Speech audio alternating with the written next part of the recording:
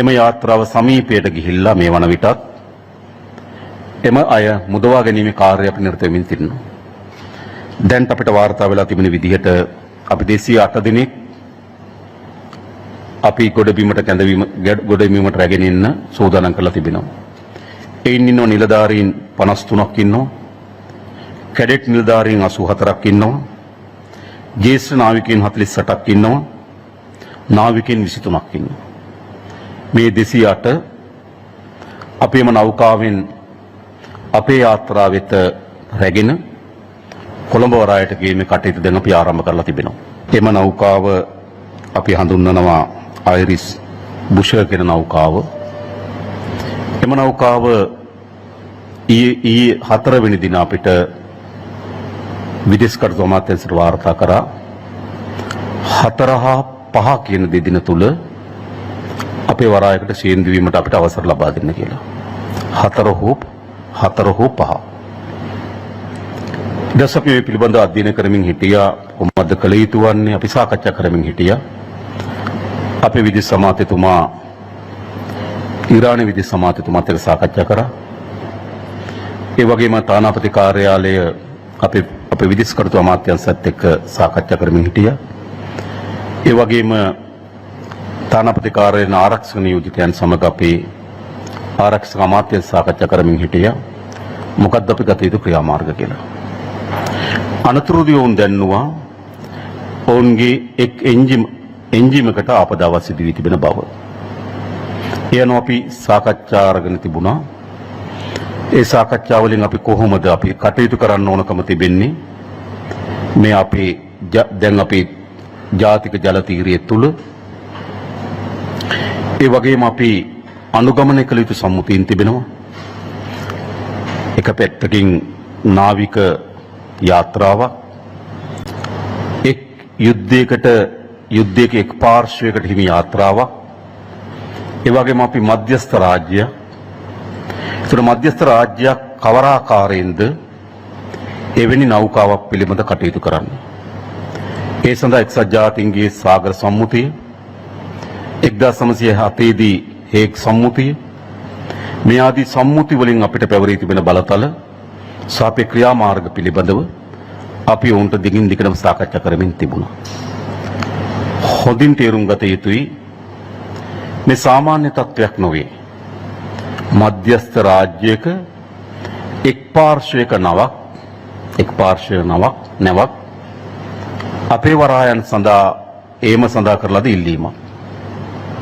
එතකොට ඒක අපි සැලකිලිට භාජනය කර යුතු වන්නේ ජාත්‍යන්තර ප්‍රඥාප්තියන් සහ ජාත්‍යන්තර මැදීම් අනුව. එනිසා කලබලයට කළ හැකි දෙයක් නොවේ. ඒ වගේම මේ ජාත්‍යන්තර ප්‍රඥාප්ති සහ ජාත්‍යන්තර බැඳීම් පිළිබඳව අපි දෙපාර්ශ්ව අතර අවබෝධයකට ආ යුතුයි. අපි දෙපාර්ශ්ව අතර එකඟතාවයකට ආ යුතුයි.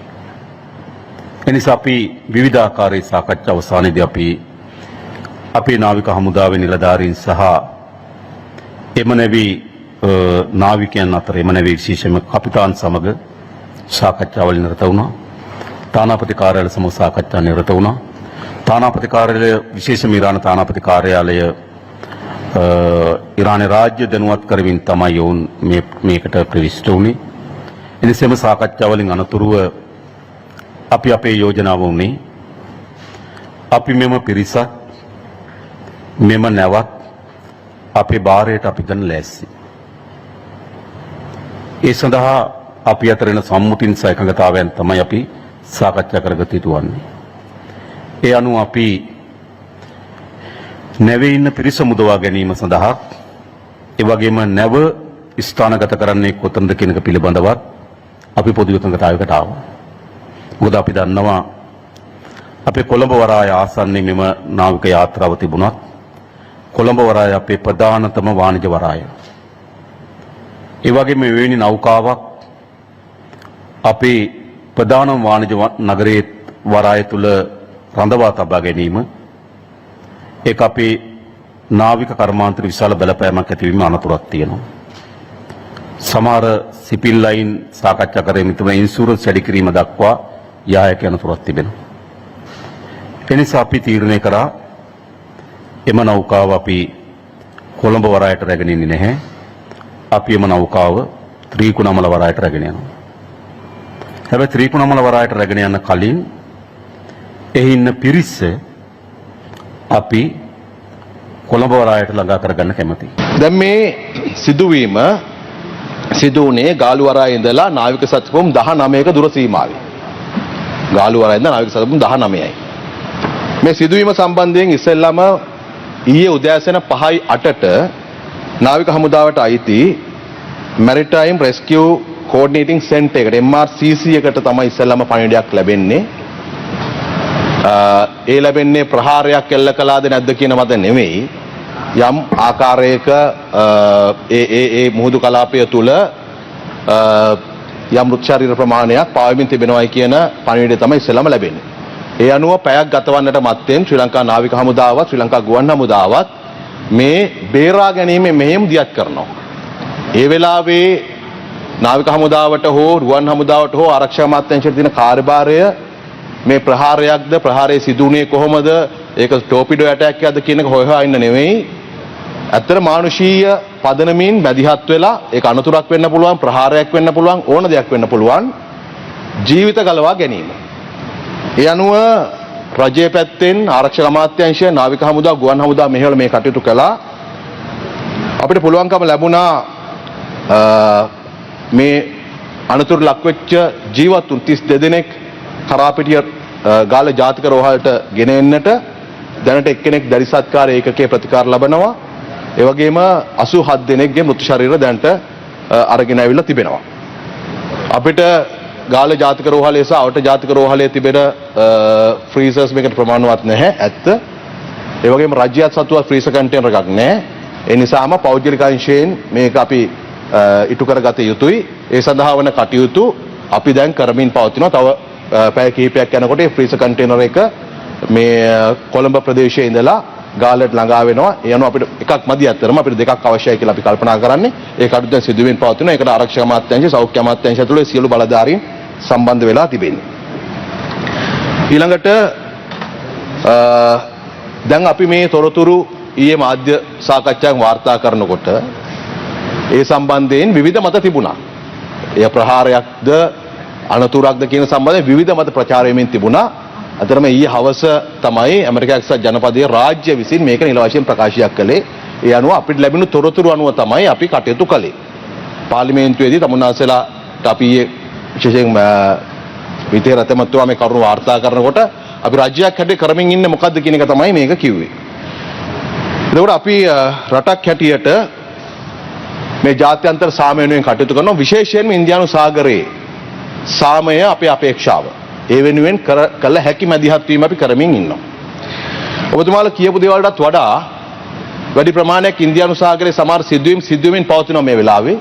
ඒකට රජයක් හැටියට ජාත්‍යන්තර නීතියට අනුකූලව සහ මානුෂික පදනමින් අපි මැදිහත් වෙමින් ඉන්නවා. ඒක තමයි අපිට කරන්න පුළුවන් වැඩේ. ජීවිත ආරක්ෂා කර ගැනීම සඳහා, ගැටුම් අවම කර ගැනීම සඳහා, ඒ වගේම කලාපීය සාමය ආරක්ෂා කර ගැනීම සඳහා අපේ මැදිහත් වීම සිදුවීමෙන් පවතිනවා. එසා මට කියන්න පුළුවන්කම ලැබෙන්නේ ඒ කටයුතු අපි කරමින් ඉන්නවා කියන එක. ඒ සම්බන්ධයෙන් වැඩිදුර විස්තර ඒ කටයුතු සිදු වෙලා අපි ඔබතුමාලාට දරුම් දෙන්නම් පාර්ලිමේන්තුවේට විස්තර ප්‍රකාශයක් කරන්න කොහොමද අපි මැදිහත් වීම කරමින් ඉන්නේ කියන එක. කොහොමද මතක තියාගන්න රජය හැටියට අපි තාම වගකීම් සාගතව. මොකද මේ වෙලාවේ වෙන කෝන්තර පරිමහන වෙලාවක් නොවේ. ඒක මතක තියාගන්න. මේ වෙලාවේ අපි ජාත්‍යන්තර ප්‍රඥප්තියන්ට අනුකූල වෙමින් ඒ වගේම අවම ජීවිත හානි සිදුවන ආකාරයට සහ නැවතත් මම අවධාරණය කරන්නේ මේ ඉන්දියානු සාගරයේ සාමය ආරක්ෂා වන ආකාරය රජයක් හැටියට වගකීම් සාගතව කටයුතු කරනවා. ඒ වෙනුවෙන් අපේ රජ්‍ය අමාත්‍යාංශ දෙපාර්තමේන්තුව ඒකට අදාළ කරන ආයතන ක්‍රියා කරමින් ඉන්න බව මට කියන්න පුළුවන් කමක් තියෙනවා. මම බලාපොරොත්තු වෙනවා දහවස් වෙනකොට වැඩි විස්තර ප්‍රමාණයක් ඔබතුමාලට කියන්න පුළුවන්කම ලැබෙයි කියලා. විපක්ෂ නායකතුමා ඉදිරිපත් කරන කරුණු වලට වඩා බොහෝ කරුණු අපි දන්නවා. රජය ගැන දැනගෙන තමයි කටයුතු කරන්නේ. ජනාධිපතිතුමා ආරක්ෂක අමාත්‍යවරයා හැටියට ආරක්ෂක මණ්ඩලය සහ රජය ඒ සම්බන්ධයෙන් කරුණු දන්නවා. දැනගෙන මේ ප්‍රශ්නය निराකරණය කර ගැනීම සඳහා ජීවිත හානි අවම කර ගැනීම සඳහා කලාපීය සාමය ආරක්ෂා කර ගැනීම සඳහා මැදිහත් වීම කරමින් ඉන්නවා. මේ කියන නැව තවමත් තිබෙන්නේ අපේ ජාතික ජල තීරය තුල නොවේ. ඒ තිබෙන්නේ ජාතික ජල තීරයට ආසන්න එක්ස්ක්ලූසිව් ඉකොනොමික් සෝන් එකේ. අපි ඒ ජීවිත සම්බන්ධයෙන් උපරිම මැදිහත් වීම කරමින් ඉන්න බව පමණක් මට කියන්න පුළුවන්. මේ කටයුතු අවසන් වුණාම සවිස්තර වාර්තාවක් පාර්ලිමේන්තුවට ඉදිරිපත්